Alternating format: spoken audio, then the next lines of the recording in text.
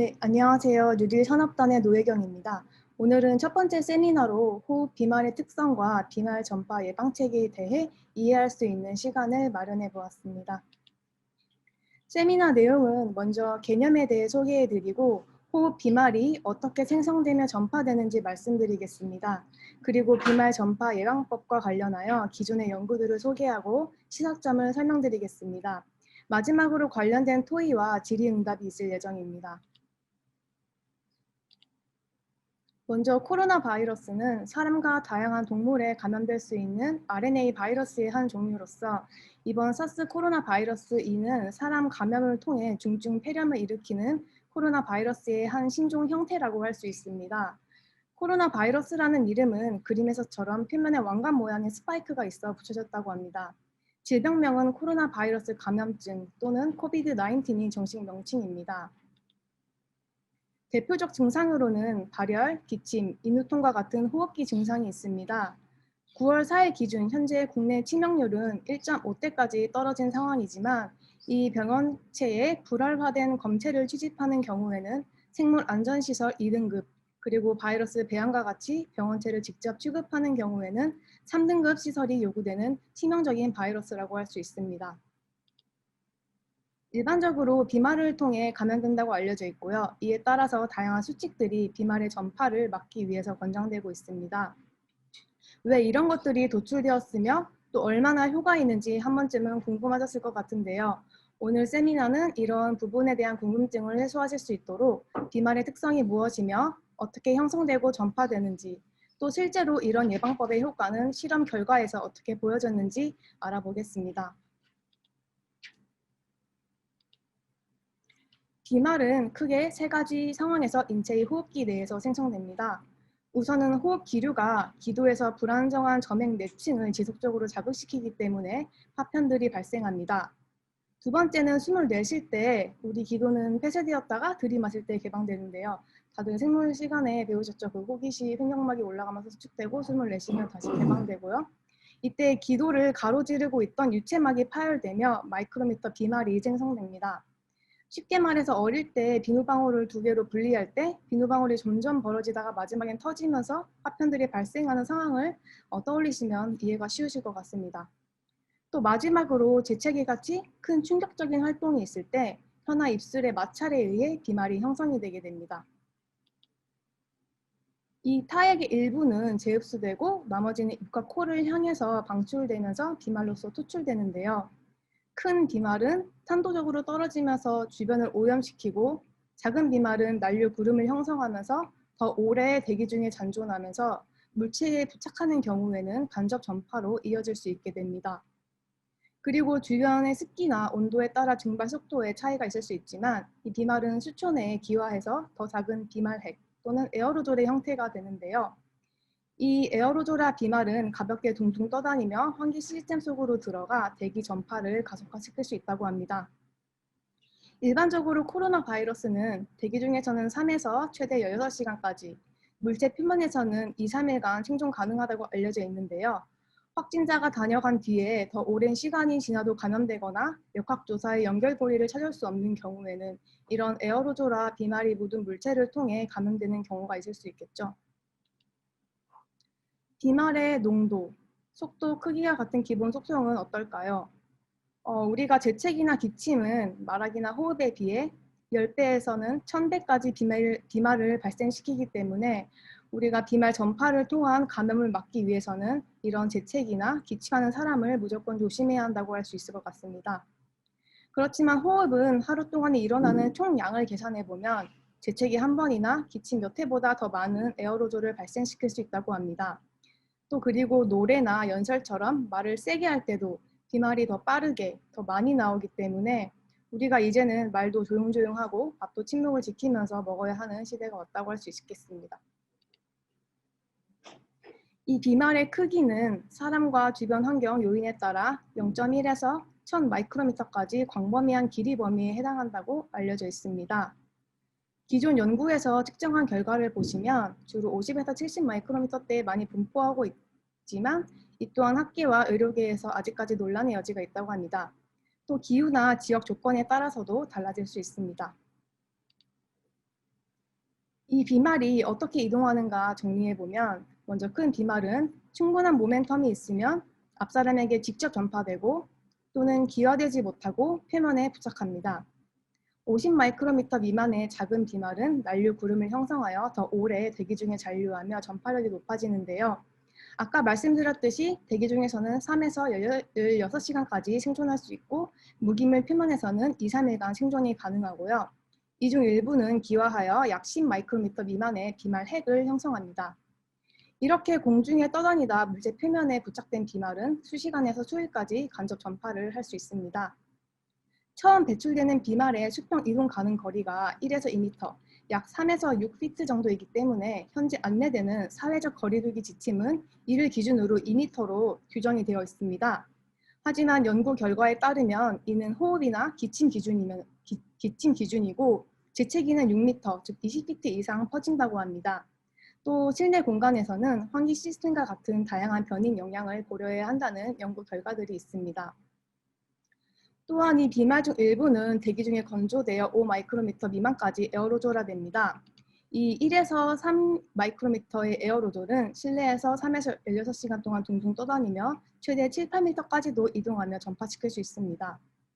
올 여름에 에어컨이 에어로졸 확산을 가속화시킴으로써 집단 감염을 일으킨 사례들이 보고되었는데요. WHO가 아시다시피 6월에 비로소 마스크 착용을 권고했을 정도로 굉장히 보수적인 집단이라고 하는데 이 WHO에서도 최근 에어로졸 전파 가능성을 공식적으로 인정한 바 있습니다. 에어로졸은 환기를 통해서만 희석시킬 수 있다고 합니다. 업장에서는 공기순환 시스템이나 공기를 빨아들여서 헤파 필터로 정화하는 환기 시스템 또는 살균제 분무 같은 것들을 정기적으로 사용할 수 있도록 권장되고 있습니다. 이렇게 공기 중에 떠다니던 에어로졸은 최종적으로 피감염자가 바이러스 함유 입자를 호흡기나 점막을 통해 들이마심으로써 감염이 되게 됩니다. 큰 비말은 기존에서 충돌이나 침강을 일으키면서 더 빨리 침착되지만 호흡기 상부의 점액질에 의해 일부 보호받기도 합니다. 비말 핵이나 에어로졸은 더 호흡기 깊게까지 침투할 수 있기 때문에 더 감염 위험성은 높을 수 있다고 합니다. 비말 파티클이 호흡기 내에 침착되는 이 속도나 비율은 사람마다 기도의 형태나 구조, 온습도 환경, 점액층의 활성화 정도가 모두 다르기 때문에 최대 4자릿수 이상 차이가 난다고 합니다. 다음으로는 현존하는 예방책에 무엇이 있으며 각각이 어떻게 효과적인지 살펴보겠습니다. 먼저 권고되는 사회적 거리두기 기준 2m는 충분할까요? 결론부터 말씀드리면 연구 결과에 따르면 충분하지 않다고 볼 수 있습니다. 강한 기침이나 재채기의 촬영 결과는 최대 7, 8m까지 방출할 수 있음을 보여줍니다. 또 최근의 연구는 습하고 따뜻한 구름이 앞으로 전진하는 운동량에 의해 에어로졸 비말이 더 멀리 추진될 수 있음을 보여주고 있습니다. 이런 연구들은 그전의 연구들이 주로 수치적 모델을 사용해서 시뮬레이션 한 것들이 많기 때문에 에어로졸이 난류 구름에 탑승해서 이동하는 힘을 충분히 고려하지 않았다고 합니다. 또 대류나 바람의 영향은 비말 흐름을 재순환되게 하거나 작은 에어로졸을 더 확산시킬 수도 있는데요. 이 연구는 다양한 습도 그리고 바람 환경에서 기침 비말이 퍼지는 거리를 시뮬레이션하여 최대 3m까지도 확산될 수 있음을 보여주었습니다. 습도가 높아지면 기화가 덜 일어나므로 비말 크기가 커서 표면에 침착되는 게 더 많고 바람이 강할수록 더 멀리 확산돼서 사회적 거리두기 기준인 2m 이상 퍼지는 것을 보여주었습니다. 한편 습도가 낮아지면 침착은 덜 되지만 에어로졸화는 더 많이 일어나서 더 멀리까지 전파되는 모습을 볼 수 있었습니다. 다음 연구는 풍속 세기를 달리하면서 기침 비말의 전파 양상을 시뮬레이션하였습니다. 풍속 0일 때는 가로로만 최대 2m까지 이동하였지만 4km/h와 15km/h의 바람에서 그림과 같이 최대 세로로는 500m, 가로로는 6m까지 확산됨을 확인할 수 있었습니다. Hey, what are you doing? 6 foot distance. Can you back up? Give me a pack of Marlboro. 696. Your chat. 결론적으로 사회적 거리두기 기준은 충분하지 않기 때문에 재채기나 에어로졸 감염 등을 고려하지 않은 최소한의 예방책이라고 할 수 있겠습니다. 우리는 마스크 착용이나 손 세정제 같은 복합적인 수단에 이중, 삼중적인 수단이 필요하다는 것을 알 수 있습니다. 사회적 거리두기 외에는 크게 대중적인 예방책으로는 마스크, 구리필름, 알코올 베이스의 손 소독제, 환기 등이 있는데요. 이들 각각은 어떤 원리로 비말 전파 예방에 효과적인지, 또 실제 효과는 어떤 정도인지 알아보았습니다. 우선 마스크의 사용은 크게 내부 차단과 외부 차단의 측면에서 중요하다고 할 수 있습니다. 내부 차단은 감염자가 내뿜는 바이러스 함유 입자를 필터링하여 감염자가 더 퍼뜨리는 것을 막는 것입니다. 외부 차단은 무감 환자들이 스스로를 보호하는 것입니다. 코로나 바이러스가 무증상자나 최소 증상 환자에게도 감염 초기에 전파가 가능하기 때문에 특히 중요하다고 할 수 있습니다. 마스크는 기본적으로 큰 입자는 마스크 섬유 사이를 통과하지 못하고 작은 입자는 정전기 등으로 섬유 사이에 갇힘으로써 비말을 차단합니다. 하지만 마스크의 형태에 따라 주변부를 세는 양도 있기 때문에 따라서 마스크의 효과는 마스크 구조 설계와 마스크 투과성이 관여한다고 볼 수 있습니다. 이와 관계된 요소가 마스크가 얼마나 밀착력이 있는지를 수치화하는 핏 팩터, 그리고 마스크 재질의 필터링 성능인 여과 효율입니다. 섬유 밀도가 높아질수록 당연히 입자를 잘 통과시키지 못하므로 이 여과 효율은 높아질 수 있겠지만 흡기 시 압력 강화도 증가하므로 도무지 형벌처럼 마스크가 얼굴에 붙어서 숨을 쉬기 힘든 그런 상황이 연출되겠죠. 따라서 이런 요소들을 종합적으로 고려하여 마스크의 소재나 섬유 구조 디자인이 필요하다고 할 수 있겠습니다.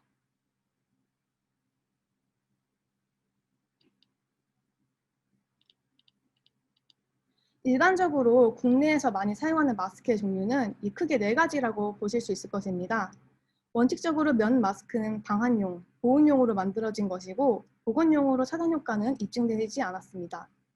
수술용 마스크는 비말, 혈액과 같은 액체를 차단하기 위해서 나온 것입니다. KF80이나 94, N95 마스크는 미세먼지와 같은 기체에도 차단 성능이 입증된 마스크입니다. K94와 N95는 인증 국가에 따라 사용 기준이 다른 것일 뿐 기능은 유사합니다. 하지만 이 수치는 필터 성능에 대해서만 입증된 것으로 올바르지 않은 방식으로 착용하면 적절한 차단 효과가 없을 수도 있습니다. 많은 연구들이 이 페이스 마스크가 비말 차단에 얼마나 효과적인지 보여주고 있습니다. 이 연구는 수술용 N95 마스크를 사용했을 때 비말 전파 양상을 광학 촬영하였는데요. 수술용 마스크는 비말의 흐름을 주변부로 분산시키는 효과가 있었고 N95 마스크는 실질적으로 통과하는 양을 감소시키는 데 효과적임을 시각적으로 보여주었습니다. 이 연구는 시뮬레이션을 통해 수술용 마스크의 차단 효과를 보여주었습니다. 마스크를 쓰면 91% 이상 기침 비말을 차단할 수 있었고 분사 거리도 실제로 줄어드는 모습을 보여주었습니다. 한편 기침 횟수가 반복될수록 주말에 비말이 누적되면서 동시에 쿠션 역할을 하기 때문에 새로 토출되는 비말 거리는 점점 감소해서 얼굴 주변에 많이 잔존하고 있음을 보여주었습니다. 따라서 마스크 차단 외에도 사회적 거리 유지가 중요하다는 것을 알 수 있었습니다. 우리가 마스크 품귀 현상이 있을 때 직접 마스크를 만드는 것이 유행하기도 했었는데요. 시판용 마스크 외에 이런 마스크의 다양한 소재나 형태에 대해서는 각각 얼마나 효과가 있을지 실험한 연구들도 있었습니다. 이 연구에서 느슨하게 착용한 손수건 마스크, 반다나형 마스크는 에어로졸 비말을 차단하는 효과가 없었습니다. 여러 겹의 킬팅 패브릭으로 만든 홈메이드 마스크와 콘 모양의 시판 마스크가 가장 효과적이었고 그렇지만 주변부로 약간씩 새는 양이나 필터를 통과하는 양이 있음을 사진을 통해 확인할 수 있었습니다. 다음 연구는 코로나 에어로졸이 5마이크로미터 미만이 될 수 있는 점을 고려해서 나노 단위 입자의 여과 효율을 다양한 소재에서 측정하였습니다. 결과는 면을 혼용한 복합적인 혼용물이 가장 효과적이며 물리적 필터링과 정전기 효과가 최대가 되는 것으로 추정을 하고 있습니다. 또 마스크 핏에 의한 틈새에 따라 여과 효율은 최대 60%까지도 낮아질 수 있음을 보여주었습니다. 이 연구는 홈메이드 마스크로 사용할 수 있는 다양한 소재들에 대해 핏 팩터, 여과 효율과 압력 강화되는 정도, 그리고 실제로 기침했을 때의 예방 효과를 실험하였습니다. 먼저 홈메이드 마스크의 핏팩터는 7가지 활동을 했을 때 평균적으로 수술용 마스크보다 반 이하의 효과로 떨어짐을 볼 수 있었습니다. 비디오 켜야 돼요? 비디오 안 켜도 나는. 다음으로 여러 소재의 영화 효율에 대해서 아니 소리가 안 나와. 타올이나 청소기 봉투는 여가 효율은 높았지만 압력 강화도 많이 일어나는 것으로 보아 착용하기에는 부적합하다는 것을 알 수 있었습니다.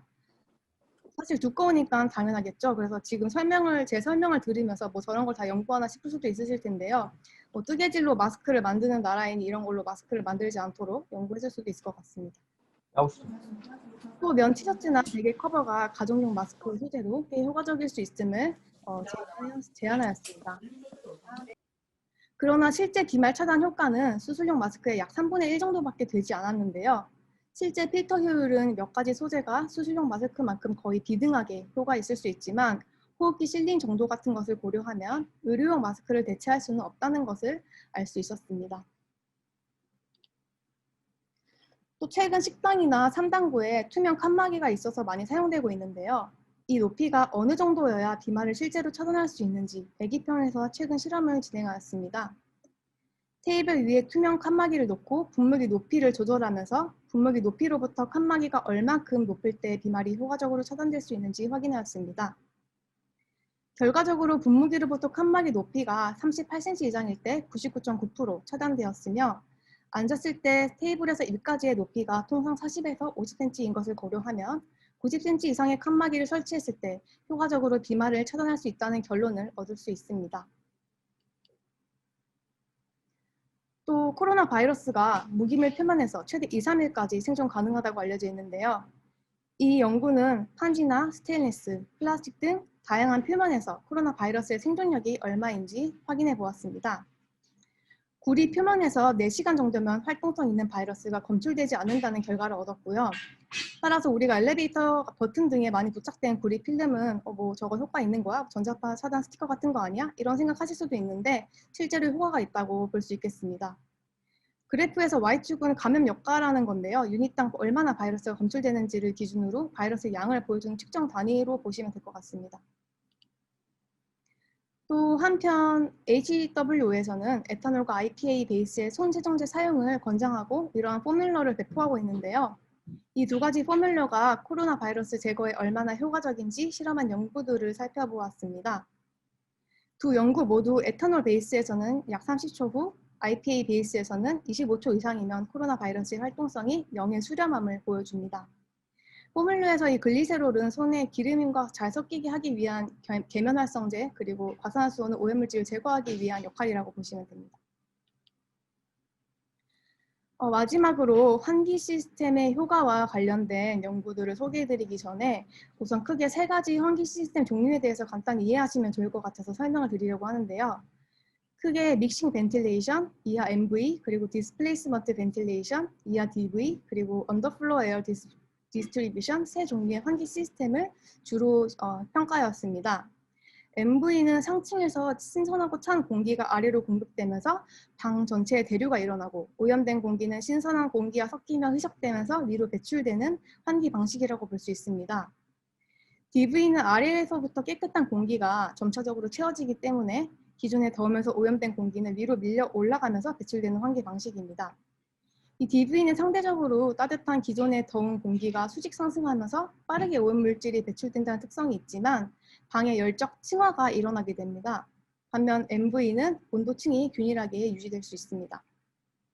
UFAD는 바닥의 구멍에서 집중적으로 신선한 공기를 쏴주는 건데요. 약간의 대류도 일어나면서 또 빠르게 기존 공기를 위로 밀어내기 때문에 오염한 배출 속도도 크면서 온도층도 어느 정도는 혼합이 되는 두 가지의 장단점을 절충하는 환기 방식이라 보시면 될 것 같습니다. 물론 제가 이해한 바로는 이런데 만약에 틀린 부분이 있으면 나중에 교수님들께서 정정해 주실 거라고 기대하겠습니다. 그래서 이 시스템을 기준으로 얼마나 비말 제거에 효과적인지 연구한 결과들을 살펴보면 이 왼쪽 연구 같은 경우는 아래에서 위로 공급하는 바텀업 방식이 기침 비말 제거 속도가 가장 높다는 것을 시뮬레이션을 통해 보여주었습니다. 따라서 바텀업 방식에 해당하는 DV나 UFAD를 권장하고 있고요. 오른쪽 연구는 MV, DV, UFAD 환경에서 재채기나 기침 비말의 대기 이동 흐름을 시뮬레이션하였습니다. MV에서는 균일하게 분포가 되지만 DV나 UFAD는 열적 층어에 의해서 오히려 비말이 호흡 영역에 갇혀 농도가 높아지고 낮은 대류 속도가 호흡 영역에서 더 천천히 희석되게 할 수 있기 때문에 오염 비말에 노출되는 정도는 실질적으로 더 높아질 수 있음을 보여주었습니다. 또 최근에 애기평에서는 국내 건축에서 많이 활용하는 열내수 환기 장치의 비말 제거 효과를 실험한 결과를 발표하기도 했는데요. 결과적으로 기존의 교육부 공고사항인 4배 수준으로 가동시켰을 때 비말이 80% 제거됨을 보여주었다고 합니다. 이에 따라 방침의 기준을 높일 것과 더불어 계문 환기가 어려운 겨울철이 되기 전에 에너지 고효율 열해수 환기 장치의 필요성을 제안해왔습니다. 지금 말씀드린 것 외에도 다양한 방법들이 비말 전파 차단을 위한 예방책으로서 알려져 있습니다. 한편 비말 전파 차단이라는 용어를 사용하는 이유는 바이러스를 함유한 비말의 확산 방지와 제거를 통한 감염병 예방에 초점을 맞추고 있기 때문입니다. 예를 들어 16시간 이상 대기 중에 떠있는 비말을 피해야 한다는 뜻은 바이러스가 역학적으로 떠있는 것을 증명한 것일 뿐 여전히 감염성을 가지고 있는지는 입증하기 어렵다고 합니다. 만약 비말이 존재하고 또 바이러스를 살아있는 채로 흡입했다면 감염 위험이 있다는 것을 가정하는 것이겠죠. 또 에어로졸에 몇 마리가 있어야 흡입했을 때 감염이 실제로 되는지 경투성, 감염량과 같은 부분은 아직 명확하게 밝혀지지 않았다고 하기 때문에 현재로서는 비말을 차단하는 것이 주요한 방법이라 할 수 있겠습니다. 마지막으로 마스크가 가장 보편적이고 일반적인 수단인 만큼 보호 효과를 분석하는 것도 중요하지만 성능을 높일 수 있는 소재나 구조의 연구와 함께 실생활에서 올바르게 착용할 수 있는 가이드라인을 안내할 수 있는 데이터를 제공하는 것도 중요하다 할 수 있겠습니다. 경청해 주셔서 감사합니다. 마지막으로 질문이나 토론은 전문가이신 김익두 교수님, 김영술 교수님, 그리고 배충식 학장님께서 도와주시겠습니다. 감사합니다.